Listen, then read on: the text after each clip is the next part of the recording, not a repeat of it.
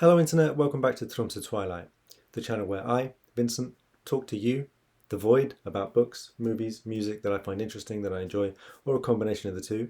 And today I would like to talk about the recent controversy around the book The Salt Path by Raynor Winn. And I want to talk more generally about some ideas that this kind of awoke in me about non-fiction, literary non-fiction, and about hoaxes and what they can tell us about what we look for in non-fiction and especially in the memoir genre. Now, you probably know this already, but if you don't know, The Salt Path is a book that came out in 2018 and it's written by a woman called Raynor Winn, whose real name is Sally Walker. I'm just going to read the blurb from this copy of the book. Just days after Raynor Winn learned that Moth, her husband of 32 years, was terminally ill, they lost their home and livelihood. With nothing left and little time, they impulsively decided to walk the 360-mile south-west coast path from Somerset to Dorset via Devon and Cornwall. This is in the UK. Living wild and free, at the mercy of sea and sky, they discovered a new, liberating existence. But what would they find at the journey's end? And this book was, the book of the year for several newspapers in around 2018 when it came out. And my mother said, Vincent, you should read this book. So I bought it and I haven't yet read it. It's been sitting on my shelf. Recently adapted to a film starring Gillian Anderson as Raynor Winn. But my best friend Lakshmi, she said to me last year, have you heard of this book that wrote The Salt Path? This woman, she wrote this book, said her husband was terminally ill, and they went on this walk and she became a big literary sensation. And it's 7 years later and he's still not dead. And I said, Lakshmi, that's fucked up. You can't say that. Like, I don't know what, if maybe he went into remission or he got help or whatever. She's like, I don't know. That sounds weird. He's supposed to have some rare neurological disorder. And she's written several books since, which are all the same. He gets ill, they go on a walk. Why isn't he? I thought he was terminally ill. Why is he not dead? Anyway, turns out she was right. The Observer have just done an expose. It turns out that Sally Walker, it's true that her and her husband lost her house, but this is because they were committing a lot of fraud and they got evicted as a result of enormous amounts of debt. And she seems to be a serial con artist in the UK that has taken a lot of money from a lot of people. And they probably did do this walk, but the journalist who exposed this issue also talked to a neurologist about the disorder that the husband is supposed to have. And the neurologist said, I've never known anybody to live as long as this man with this disorder and be apparently symptom free.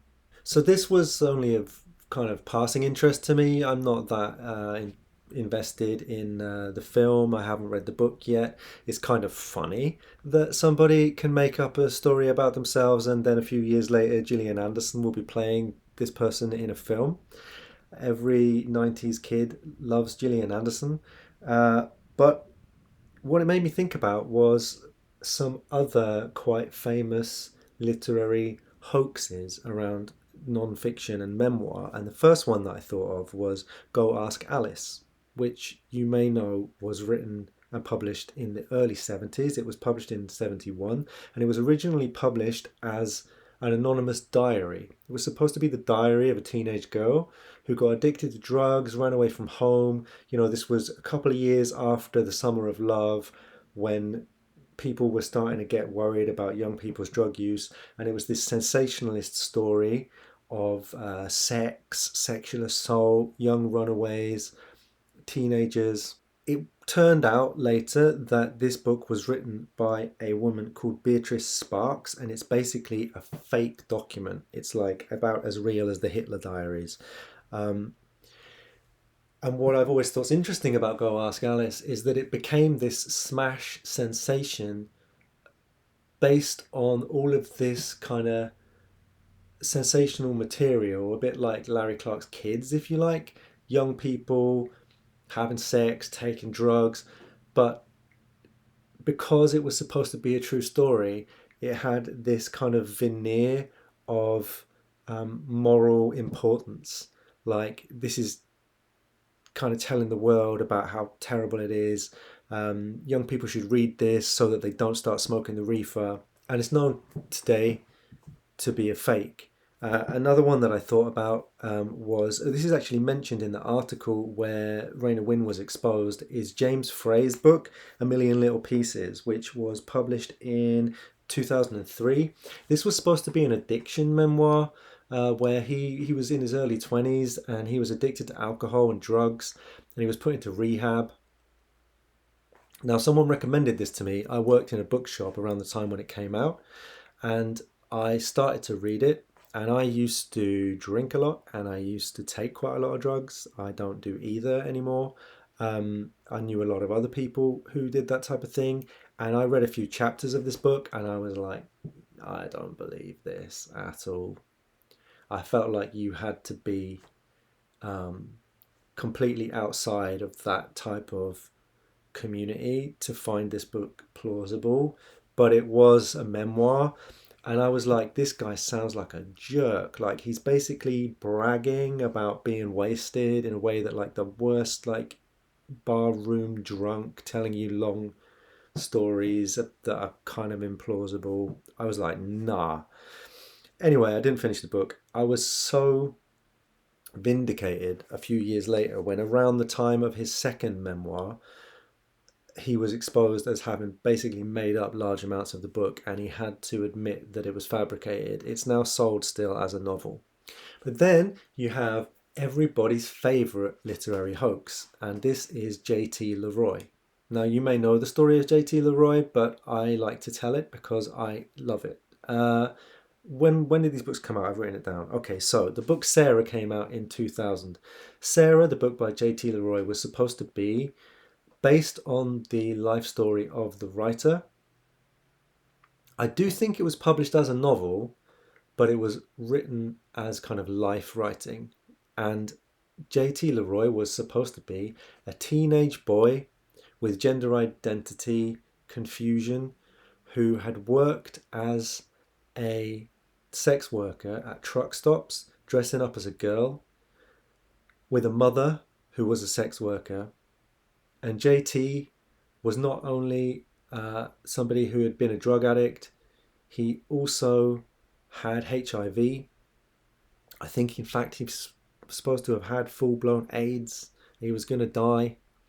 And he published a second book, which was supposed to be short stories telling the story of his life. The heart is deceitful above all things.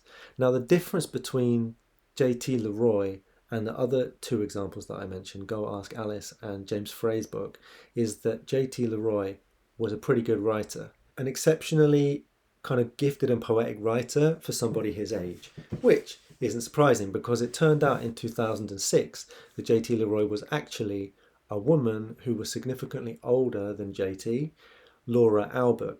And Laura Albert had recruited somebody, I think it was her boyfriend's sister or cousin or niece, who later came out as non-binary, somebody called Savannah Coop, to play JT. So with all of this gender confusion, gender identity confusion, Albert found a non-binary or androgynous person, dressed them up in a wig and sunglasses, and Savannah Coop went around doing JT's readings and public appearances. Met Michael Stipe, met Bono, met Ajay Argento, who made a film from one of the books. And all of this story is told in two different films. There's a documentary called Author, the J.T. LeRoy story, which is fantastic and also ethically very questionable because Laura Albert spoke to loads of people. Laura Albert, huge star fucker, spoke to everybody in Hollywood and recorded all their conversations illegally and used them in the documentary. There is also a film starring one of my all-time favourite actresses, Laura Dern, which is co-written, I think, by Savannah Coop, which tells the same story. Now, the film is not great, but The story is fantastic, and Laura Dern. So, you should see it. So the story of JT LeRoy is actually super interesting because Laura Albert made up the character of JT LeRoy before she started writing as the character. And she used to ring psychiatric helplines and speak to a psychiatrist in character as this teenage boy who, was struggling with his sexuality, who'd been abused, and so on. And it seems like Albert, with her own story of abuse and living in care homes and foster houses, used JT LeRoy as a kind of character to express something about her inner life. But what I think is interesting with all of these stories is the things that these people use in order to win the hearts or the attention of their readers. So every one of these books, 3 of them have addiction narratives. 3 of them have narratives about serious illness. It's all about like sex, violence, illness, drugs, all the things that the moral majority are uncomfortable with. And it's as if by having the veneer of non-fiction, you're allowed to tell these stories. The same thing actually happened with Jamie Stewart from Juju. They wrote a novel which was based on their erotic experiences, and the publisher encouraged them to publish this novel as a memoir. And then when some people started complaining about some of the content, saying it was a bit sketchy, some of what was written in that memoir, criticizing Jamie Stewart came out and said, yeah, okay, but that's not exactly what happened. I've combined several characters, and this isn't really a true story. It's more of a novel. So it's almost like if your fiction is too far out, it's better to publish it as non-fiction. Raynor Winn's fantasy of being a hard done by good person who lost their house through no fault of their own and whose husband was terminally ill would not have been as striking, interesting, or convincing if she hadn't said that it was real. And it's like if your fiction is too fictional, you have to make it non-fiction because then it will become inspiring. I don't know totally what I was trying to say about this, but I just think that it's kind of interesting how these books all have certain echoes of each other and how the same thing essentially keeps happening. It's been going on for, at least for 30 years since JT LeRoy, but then you got your example back in the 70s too. So that's what I wanted to say about it. Jump in the comments if you'd like to continue the conversation. I'm going to put a link to the Observer article in the comments in case you want to read more. And I'll probably link to trailers for the JT LeRoy movies also. Thanks very much for listening, and I'll speak to you soon.